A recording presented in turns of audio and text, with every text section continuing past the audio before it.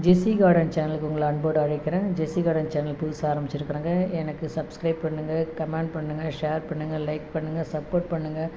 நாங்கள் இப்போ வந்து கிறிஸ்மஸ் குடில் ரெடி பண்ணியிருக்கோம். இந்த கிறிஸ்மஸ் குடிலுக்கு நாங்கள் இந்த காமிச்ச கிறிஸ்மஸ் ட்ரீ வந்து ஒரிஜினல் இல்லைங்க.